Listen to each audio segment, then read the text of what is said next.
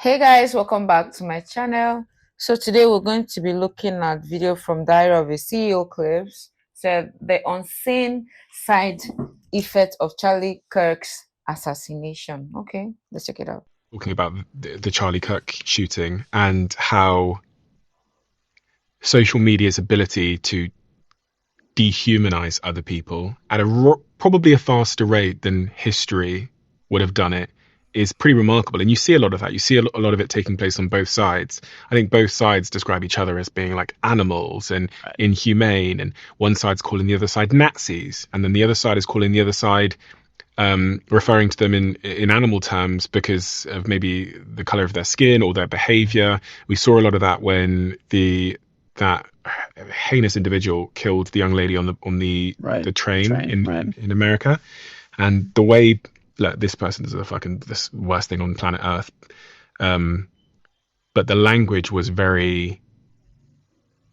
it was putting that person in a group of other people Yes. and then making the whole group a pack of animals. Right. I think you can, even though this was less than 24 hours ago, I think it's abundantly clear that this is not just going to be oh, well, that's sad, have a funeral and move on. Yeah. It's like this will change society 100%. because the It's people changing who already. loved him the most were young people. Yeah. We're like, this is the guy in politics who actually speaks my language. And if you're a 23-year-old guy who's like struggling with their political beliefs, Charlie Kirk may have been your hero. Yeah. And now they just gunned him down. The other issue with this, I just said it just now, is the word they. They got him. 100%. Yeah. And it's similar to road rage, where with road rage, you're not arguing with a person, you're arguing with a car. And when you're arguing with a car, I can do anything to a car. I don't give a shit about the car. Fuck the car. I'll kill the car. But if you got out of the car and looked each other in the eye, you're like, oh, you're not that. I'm so sorry, man. That's you're a good person. Let's have a good day. And with politics, you can do terrible things to them, Yeah. but them doesn't really exist. It's Bill and Steve and Sue and Rhonda and whatnot. And so when the argument in the last 24 hours is they did this. Yeah. Like, no, I understand that point, but it's one person. Gosh, yeah. I mean, you know that more starkly than anyone as a podcaster because I sit here with everybody of all political opinions, extreme left, pretty extreme right. And at this table, we get along. Right. And even off camera, we get along. I think so. That is how it should be, right? That is not supposed to be. But this day and time, it has turned into something else. Once you don't agree with me, you are an enemy. No more common ground anymore. Like, I don't understand. Many people have said this in the last 24 hours about Charlie Kirk. One of the most common phrases I've heard was, I didn't agree with everything he said, but at least he was brave enough to have a conversation with people who he disagreed with. That was what he did by and large, was going into schools and being like, I know you disagree with me. Let's talk. And he turned it from road rage into a conversation between people. And even if you disagreed with him, I think he did it very right in that sense. And I think that's why people from all over the spectrum are devastated in the last 24 hours. It was like he was one of the people who was doing it right. Even when you disagreed with him, he was having a conversation face to face and bringing people together. I think that absolutely hits the nail on the head, which is, I think, there's things that I absolutely don't agree with him on, but I actually think that's just completely beside the point because I want to live in a world where there's people that I disagree with. I actually wouldn't choose the world where everyone I encountered agreed with my opinions. There would be no intellectual growth. There'd be no understanding. There'd be no real progress. But also, as you've highlighted, the way that Charlie Kirk went about it was he went to Oxford University and went on the formalized debate panel. He didn't hide in an office and opine on social media. He went face to face and said, I know you disagree with me. Let's talk. And I'll listen to what he wasn't interrupting people all the time. He's hearing out their points, and he was by and large respectful about it. Yeah. Now his skill was was the greatest debater of our generation or of multiple generations. I told my wife this like 6 months ago, long before he died. I said, if he argued that this table was red, after 5 minutes, you'd be like, fine, okay, it's red. Like you win. You can debate anything.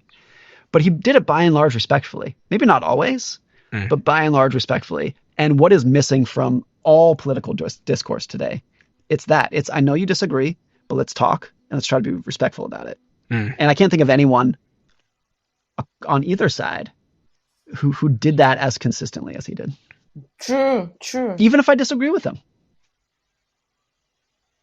The idea that we're only going to talk to people who we agree with is what causes all the problems. I don't understand these fucking people. I don't understand. It's much more comfortable to surround yourself with people who agree with you than to accept the nuance of life. And this is the problem with a lot This of man is political wise. media, is that it creates much better content when people say this is right, this is wrong. He's right, he's wrong, to make it very explicit, binary, black and white, than it is to accept the truth, which is like, it's complicated. Ken Burns makes great American documentaries. He has a sign in his office where he makes these documentaries, and the sign says it's complicated.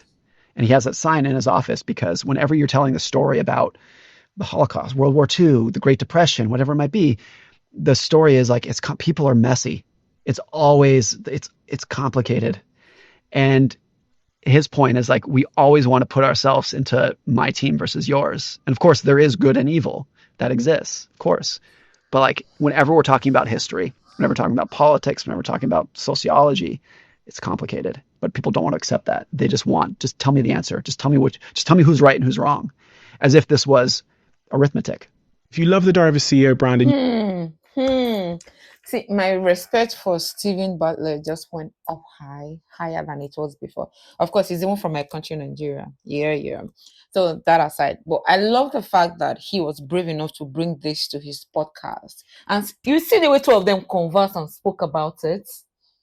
There was no angry word. No, don't talk about it. No. Like, come on. See, I know that Charlie Kirk, a lot of it takes, people didn't agree with it.